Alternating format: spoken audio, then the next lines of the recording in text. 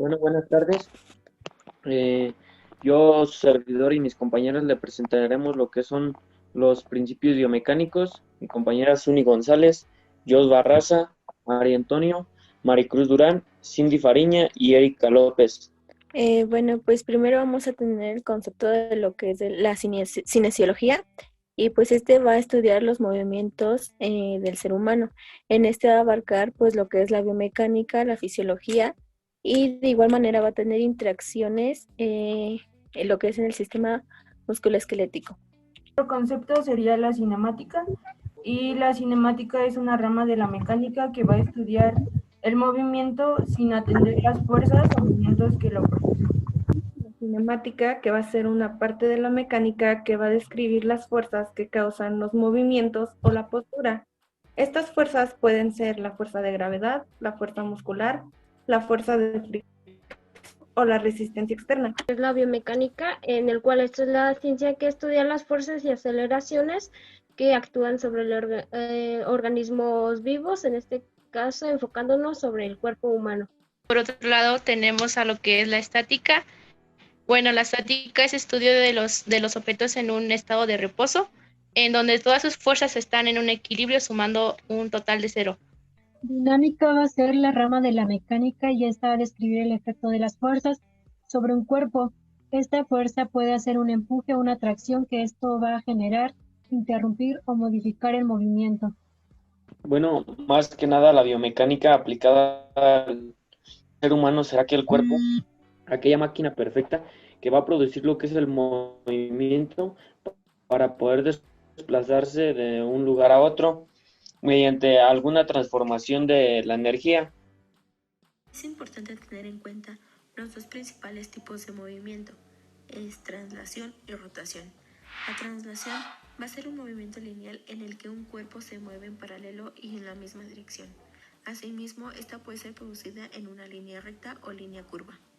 Dentro de la rotación, este es un movimiento de un cuerpo rígido y se va a mover en una trayectoria circular sobre un eje. Los planos de movimiento van a ser descritos principalmente en la osteocinemática. Hay tres planos que son el plano sagital. Este va a discurrir paralelo a la sutura sagital del cráneo, dividiendo el cuerpo en secciones derecha e izquierda. El otro plano es el frontal, que se extiende paralelo a la sutura coronal del cráneo, dividiendo el cuerpo en dos secciones, anterior y posterior. El plano horizontal cursa paralelo al horizonte y divide el cuerpo en las dos secciones superior e inferior.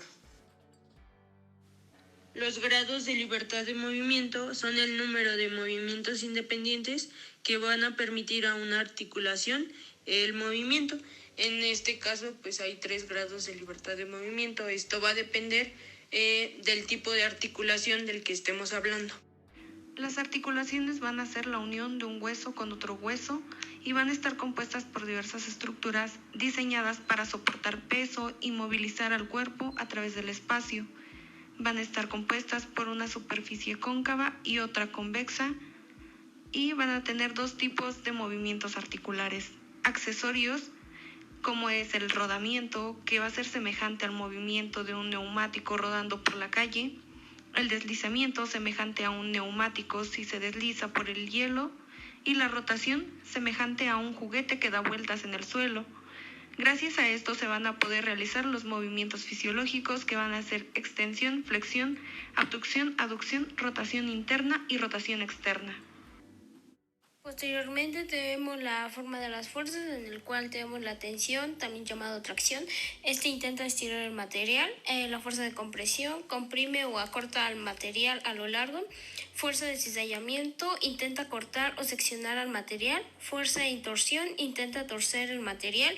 Y la fuerza de flexión, en este interviene la tracción y la compresión, en donde uno intenta estirar mientras que el otro la comprime. Fuerzas internas y externas, fuerzas que actúan sobre los huesos o articulaciones. La estructura del hueso está adaptada para asegurar efectividad mecánica durante el movimiento o la actividad física. El hueso es sometido a cargas pesadas. Estas pueden ser fuerzas de compresión, cizallamiento de tensión. Cuando la fuerza que actúa sobre el hueso se producirá en dirección del eje longitudinal, es decir, a lo largo de este intentando un aplastamiento o cortamiento del mismo.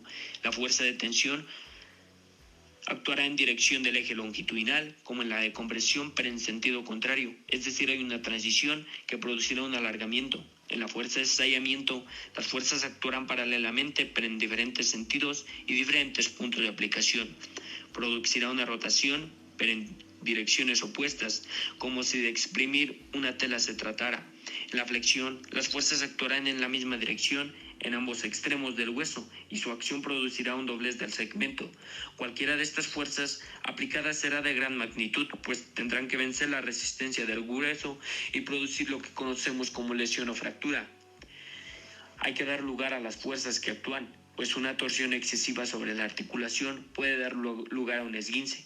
Las fuerzas de tensión o estallamiento pueden producir luxaciones o dislocaciones.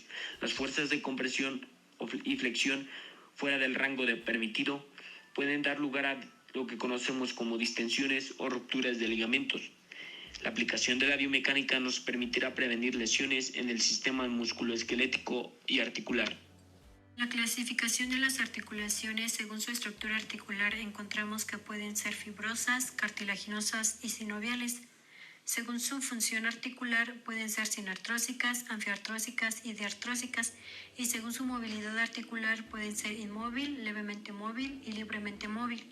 En la clasificación de diartrosis encontramos a la esferoidea o enartrosis, que son triaxiales, las de bisagra, que son uniaxiales, las de pivote, que son uniaxiales, condilia o elipsoidea van a ser biaxiales, silla de montar van a ser biaxiales, y por último las deslizantes, estas van a ser no axiales. La acción mecánica de los músculos se relaciona con los 3 tipos de palancas que tenemos: primer género, segundo género y tercer género. Estas palancas tienen un punto de apoyo que en el cuerpo humano sería una articulación, la potencia, que esta es la fuerza que lo impulsa. Esto se refiere a los músculos que se insertan en ella. La resistencia es toda la fuerza que vamos a vencer. La noción de estos elementos nos van a permitir interpretar la acción de cada músculo. Los músculos son formaciones anatómicas que gozan la propiedad de contraste. Ese es un proceso fisiológico en el que los músculos desarrollan una tensión y se acortan o estiran. Se clasifican en 3 tipos: el liso, el cardíaco y el esquelético. El músculo esquelético está compuesto por 3 capas, que es el epimicio, endomicio y perimicio. Estas capas rodean a los fascículos, donde se encuentran la fibra muscular dentro del sarcómero, que es la unidad funcional básica de las miofibrillas. De igual manera tenemos tipos de músculos en cuanto a su disposición de las fibras musculares. Tenemos músculos bipiniforme, peniforme, semipeniforme y uniponiforme.